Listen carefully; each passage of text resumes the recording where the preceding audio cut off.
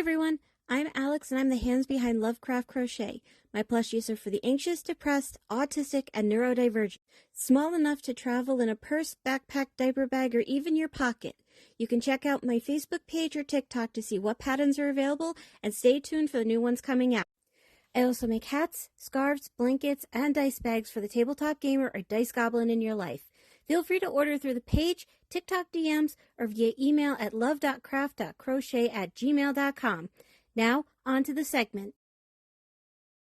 We all know the talking sports heads on TV and on radio, but do we know the story about how they ended up in that spot? What about the behind-the-scenes production members? Maybe the up-and-comers or even those just trying to join the sports media world? Behind the Mic is specifically tailored to tell the stories of those very people, how they got to where they are today, and the advice they want to pass along to the future of the sports media industry. Do you have any advice for those young guns in the world of play-by-play? Obviously, the big thing is you got to love sports to be able to get into this business. You have to love it. Seek opportunities. They are not going to just fall in your lap. And once you get those opportunities, make the most of it. Put a lot of effort into what you're going to do. Don't, for lack of a better term, don't half-ass anything. The people that are the powers that be in your life and in your broadcasting life, they're going to see that and you will be rewarded for that. Behind the Mic, available on Spotify, Apple Podcasts, and YouTube Music.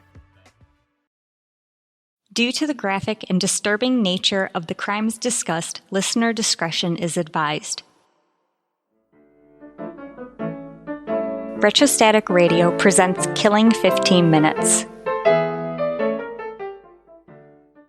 Hello and welcome to Killing 15 Minutes, where you get your true crime fix in 15 minutes or less, or your podcast is free. I'm your writer, Sam Rossi, and shortly I'll be handing over a rough draft of a script to my brother, AJ, who hasn't read it, who's most likely has no idea what we're talking about. This should be fun. Good luck, bro. Thanks, Sam. This came from AJ's Dahmer obsession. Again, I can't speak in the third person. Sam chose this because apparently of my Dahmer obsession. So, she gives me another Wisconsin serial killer. And by proxy, that means she's also giving you guys another Wisconsin serial killer. Christopher J. Scarver Sr. was born July 6, 1969 in Milwaukee, Wisconsin. Also pronounced Milwaukee. Okay. Alice Cooper taught me that in Wayne's World. He was the second of 5 children. He dropped out of school in the 11th grade. His mother kicked him out when he became addicted to alcohol and weed. Scarver was brought on as a trainee carpenter in a Wisconsin Corps job program.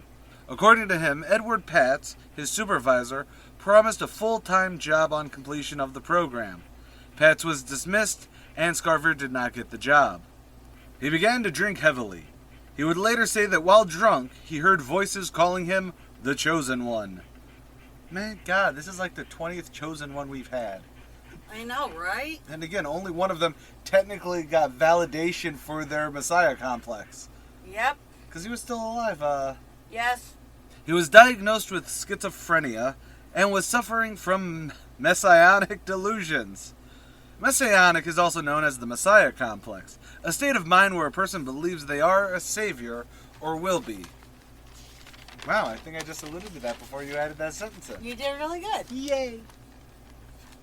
On June 1st, 1990, at 20 years old, Scarver went to Wisconsin Conservation. That's not the word you wrote here. No, it's not. That's conversation.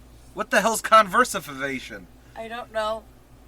Scarver went to Wisconsin Conservation Corps' training office, where site manager John Fain and employee Steve Lohman were. Forcing Lohman to the ground at gunpoint, he demanded money from Fain. Fain gave him $15. This enraged Scarver and he shot Lohman once in the head, killing him. According to authorities, Scarver said, "Now do you think I'm kidding? I need more money." He then shot Lohman 2 more times. Fain wrote Scarver a $3,000 check. Fain made a break for his car. Scarver fired but missed. Scarver used a .25 caliber semi-automatic pistol. Authorities arrested him at his girlfriend's apartment hours later. In 1992, Scarver was convicted of murder in a jury trial and sentenced to life imprisonment. He was incarcerated at the Columbia Correctional Institute in Portage, Wisconsin. 2 years later, on the morning of November 28th, 1994, a day before I turned five. Scarver was assigned to work detail in the gym. He was with two inmates, Jesse Anderson, who was convicted for murdering his wife, and famous Jeffrey Dahmer. When officers left them unsupervised, there was a confrontation. Scarver got a metal bar from the weight room and beat Dahmer. Scarver then attacked Anderson with a wooden stick at the showers. Scarver returned to his cell and informed an officer, "God told me to do it. Jesse Anderson and Jeffrey Dahmer are dead." Both men died from their beatings. Dahmer was declared dead an hour later. Anderson was removed from life support 2 days later. Scarver was found fit to stand trial. He was convicted of the double murder with 2 more life sentences. Scarver was quoted, "Nothing white people do to blacks is just." Wait, he's black? Yeah. Wait, Scarver's black? Scarver was black. Scarver was black the whole time? Yeah. In 1995, Scarver was transferred. Is that the M. Night Shyamalan twist you're talking about? I mean, technically it's a twist that can only happen in audio format, I guess. Yeah. In 1995, Scarver was transferred into federal custody. At the time, Wisconsin officials believed they do not have a facility secure enough to house him. Scarver underwent another psychiatric evaluation at the MCFP, Springfield, United States Medical Center for Federal Prisoners, located in Springfield, Missouri. I can't believe I did that all in one breath. I can't either. That was really good. Apparently, once I stop smoking, I can actually hold air in my lungs. I know. He would be transferred to ADX Florence, a federal supermax in Florence, Colorado, until 2000. In 2000, he was transferred to Wisconsin Secure Program Facility, a former supermax located in Bosco, Wisconsin. In 2001, Federal District Court Judge Barbara Crabb ordered Scarver and about 3 dozen other mentally ill inmates to be relocated from the Wisconsin facility. He would land in Centennial Correction Facility in Fremont County, Colorado. In 2005, Scarver brought a federal civil rights suit against the Wisconsin Secure Program Facility officials. He argued cruel and unusual punishment against his constitutional rights. A district judge dismissed the claim against several officers and ruled the remaining officials were not unlawful. Scarver appealed the decision in 2006 unsuccessfully. Later, Scarver said that he'd been held for 16 years in solitary confinement as a result of his double murder. In 2012, an agent representing Scarver announced that the inmate was willing to write a tell-all book about Dahmer's murder. He is still in prison at Centennial Correction Facility. There's a few different things I want to bring up here. Okay. Let's go with the first obvious one. You call him, you did just say a murderer, not a serial killer. No, I think I said a serial killer. Because he wasn't a serial killer. Well, he did kill 4 people. 3. 4. Oh, 3, you're right. 3. Lohman, Dahmer, and Anderson. Yes, you're right. Now, here's what... He's definitely mentally ill. They did diagnose him with schizophrenia and everything like that. And despite what some people think, actually getting a mental diagnosis of something severe is actually quite... soothing. It's harder... I don't want to say it's hard. It's not, hard. But you have to have it there. There has to be reasons for it. They can't just turn around and be like, yeah, he's got the schizo because he thought he was a chosen one. Right. But he's not a serial killer. Mentally ill, sure. Was his murder technically probably poised from alcoholism and needing money? Yep. It was more of an economic killing. Yeah. That doesn't mean that he didn't have homicidal thoughts, obviously. Again, if someone's first recourse is, I need to get a gun and drive to drive somewhere, that isn't a self-defense thing, because I don't want to become a hypocrite. No. But you know what I mean? If your first act is violence, you need to talk to someone. However, now we get to the fun thing. So that's the first thing I wanted. The major thing was he's not a serial killer. He is a murderer, but that does not mean he's a serial killer. Correct. Now, as for the Anderson Dahmer murder, Yeah. one, I fucking hate the idea that he's going to write a tell-all book about killing Jeffrey Dahmer as if it was a lot more premeditated. I'm not saying it wasn't premeditated, Right. because especially big names in the joint, Yeah. you know, a lot of serial killers and famous killers generally do not make it through prison. No. However, and Dahmer being Dahmer? very publicly exposed of what he did. It wasn't just that he was a murderer. It was he was gay, he ate people, he liked Star Wars, which metal back to the head right now if you're a Star Wars fan. I'm kidding! I'm a Star Wars fan, I'm kidding. That is a joke. But a tell-all book about it would be 20 pages. Max. Yeah. However, if it was a tell-all book about his life or shit like that, you know. Yeah. But if it's sort of the nobody wants to read an autobiography about O.J. Simpson. They will, however, read an autobiography if there's one, 15-page chapter of the murder. Yep. No one cares about. Well, no, that's not fair. I was gonna say Ted Kaczynski, but his manifesto has actually garnered a lot of critical analysis and everything like that because he had a build-up. You know what I mean? Like sometimes a serial killer and the murderer is not worth the paper it's printed on. Yes. You asked a few days ago, hey, if we did Jack Ruby's killer, yeah, would that be interesting? You don't want to cover Jack Ruby, the guy who shot the guy who shot the guy who apparently shot JFK. Yeah, that's where I was having an issue with. You gotta give a little background on why he was shot. Well, but that would be where you'd go with. First, we start with all the people JFK killed.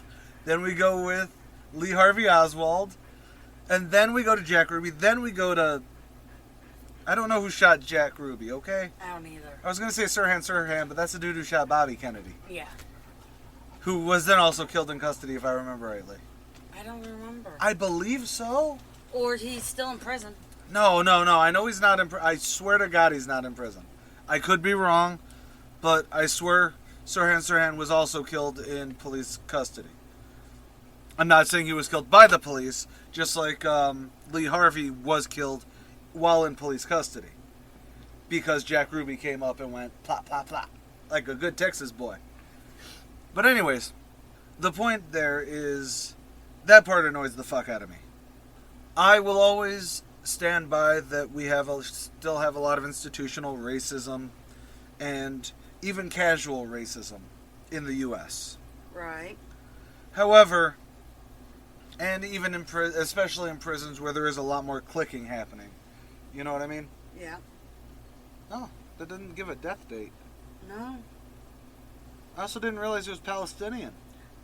I Please note that had nothing to do with current Israeli-Palestinian actions. That was just I didn't realize he's still alive. Yeah, I'm trying to find out if he's still in jail. I assume so. Richard J. Donovan Correction Facility Oh, in San Diego, California. Of course. Gotta put him in California. He committed a murder in California. Was Bobby Kennedy killed in California? I thought he was I don't know anymore. It's been a while since I saw the what the hell was it? The Ambassadors. It was in Los Angeles. Okay. Well, I remember it was at the Ambassador Hotel. I just couldn't remember where. I thought it was during the press, the press run for Bobby's Senate race. No, it was his press run for the presidency. I thought it was before he announced presidency. No. Okay. None of that is the point. I lost my point somewhere along the way. Anyways, sometimes a cigar is just a cigar. Yes. Do we need someone to write a tell-all book about how he got a metal bar and, beat Dahmer? No. Because it's going to be, a page and a half of that. Then maybe some of his, I felt good afterwards because he did some sick shit. And then maybe beforehand of, God told me that I needed to kill the guy who killed all the people. Which again, if it was framed as a, my life in and out of prison sort of thing. Yeah. Fine. And that's really it. Well, I wonder if Wisconsin has the same law where you cannot profit off of a murder. See, that's interesting. Because New York State has that law. I believe most mob affiliate places do have that law, at least on a state level. I believe there's actually a federal thing now about profiteering off of it. But, I know Chicago or Illinois has one. Massachusetts has one because of the Boston Strangler dude. Oh, I didn't actually know about that. I figured they have it because of the Boston mob ties. Because a lot of prosecutors during the 70s or 80s, when they cracked down on it, a lot of people were turning and going, all right, I'll just make a fucking book. Right. It's actually why there's a lot of shell companies. Even OJ technically not mobbed up. Well, actually there's a lot of rumors that he was mobbed up. Right. It's also why a lot of people think that the Kardashian family is kind of a plant. Because they easily can launder money through being very public. Yep. But anyways, that's not the point. The point is that I'm actually very curious on federal/state laws, but I think that's a bonus episode. I think that's a bonus episode. I think it's a bonus episode. You want to do a bonus episode after So this? with that, I'm AJ Carey. I'm Sam Rossi. Later, y'all. Killing 15 Minutes is hosted by Arthur Carey, with scripts written and researched by Sam Rossi. If you like this episode or want to stay updated on this series, consider following Killing 15 Minutes on Patreon or Retrostatic Radio on all major social media platforms. Good night and God bless. You're watching Retrostatic Radio. Wheel of Random is turn, turn, turn. Tell us the 15 minutes we shall learn. I'm Sam Rossi, writer and co-host of Randomly 15 Minutes, where the Wheel of Randomness gives me the topic and I write about it. I'm Megan Klodnicki, and I'm the host of Randomly 15 Minutes. I cold read what Sam writes and learn in real time about a random topic. You can find us on all major podcast platforms and YouTube. Follow us on Facebook at Randomly 15 Minutes to get more random facts.